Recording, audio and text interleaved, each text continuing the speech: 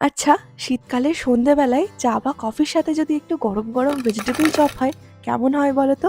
আমার তো এই ভেজিটেবল চপ ভীষণই পছন্দের। আর শীতকালে এই ভেজিটেবল চপ খাওয়ার মজাই আলাদা।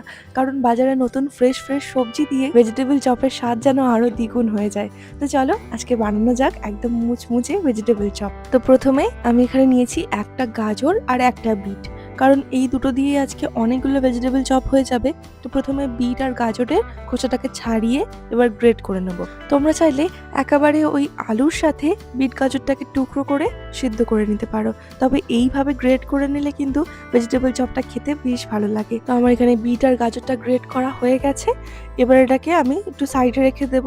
ততক্ষণ আমি দুটো আলুকে একটু সিদ্ধ করে রেখেছিলাম আগে থেকেই। সেই সিদ্ধ আলুটাকে এখানে একটু ম্যাশ করে নিচ্ছি। এই দুটো সেদ্ধ আলু আর সাথে একটা বিট আর গাজর দিয়ে কিন্তু অনেকগুলো ভেজিটেবল চপ তৈরি হয়ে যাবে। চলো, এগুলো সব রেডি হয়ে গেছে। এবার একটা ভেজিটেবল চপের মশলা তৈরি করি। তার জন্য একটা প্যানের মধ্যে নিয়ে নিচ্ছি 1 চামচ জিরে, 1 চামচ ধনে, 1 চামচের মতো মৌরি, দিচ্ছি 2 চামচের মতো গোটা গোলমরিচ আর দিচ্ছি একটু গোটা গরম মশলা, দেবো অল্প একটু নুন। এবার এটাকে হালকা করে ড্রাই রোস্ট করে নেব। খুব বেশি এখানে লাল করার প্রয়োজন নেই, জাস্ট হালকা যখন মশলা থেকে স্মেল আসবে তখন এটাকে নামিয়ে ঠান্ডা করে মিক্সি জারের মধ্যে গুঁড়ো করে নেব। তো ব্যাস, ভেজিটেবল চপের মশলাও তৈরি। এবার একটা কড়াইতে আমি নিয়ে নিচ্ছি একটু তেল। তেলের মধ্যে প্রথমে কিছু বাদাম ভেজে তুলে নেব। এখানে চাইলে তোমরা একটু নারকেল কুচিও দিতে পারো, সেটাও বেশ ভেজিটেবল চপে খেতে ভালো লাগে। বাদাম ভাজা হয়ে গেছে। এবার বাদামটাকে তুলে নিয়ে ওই তেলের মধ্যে আমি দিয়ে দেবো একটু 5 ফোড়ন ফোড়নের জন্য। তারপর দিয়ে দেবো একটু কাঁচা লঙ্কা কুচি আর গ্রেট করে রাখা আদা। আদা আর কাঁচা লঙ্কাটা যখন হালকা করে ভাজা হয়ে যাবে, এবার দিয়ে দেবো এর মধ্যে গ্রেট করে রাখা গাজর, বিট আর দেবো একটু মটরশুঁটি।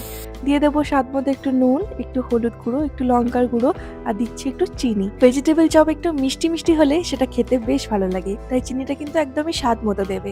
তারপর এটাকে ভালো করে মিশিয়ে নিয়ে দিয়ে দেবো এর মধ্যে এবার ভেজিটেবল চপের যে মশলাটা তৈরি করে রেখেছিলাম সেটা দিচ্ছি 2 চামচের মতো। আর এখানে যেহেতু 2 চামচই মশলা ব্যবহার হচ্ছে, তাই বাকি মশলাটা কোনো এয়ারটাইট কন্টেনারের মধ্যে স্টোর করেও রাখতে পারো। তারপর মশলা দেওয়ার পর এবার ভালো করে আরেকবার সবকিছুকে মিশিয়ে নেব।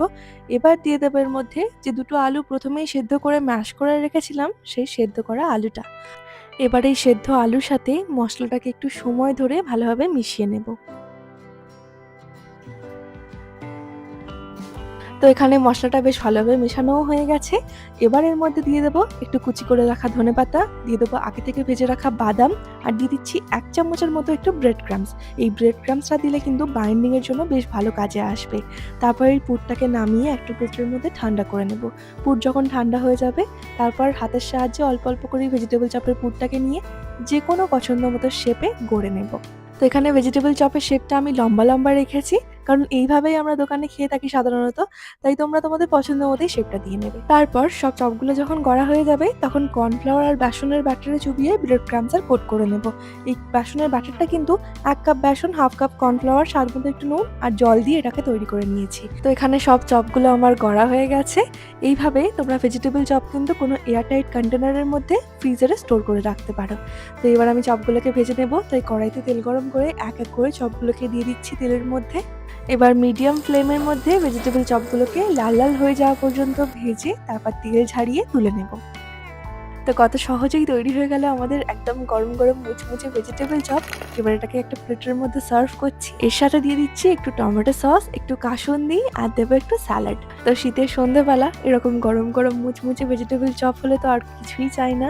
তো তোমাদের কেমন লাগলো রেসিপিটা অবশ্যই কমেন্টে জানিও। আর যদি ভিডিওটা আমার ফেসবুক পেজে দেখে থাকো, তাহলে পেজটাকে কিন্তু অবশ্যই ফলো করে দিও। দেখা হচ্ছে আবার কাল নতুন রেসিপি নিয়ে। ততক্ষণ সবাই খুব ভালো থেকো। টাটা।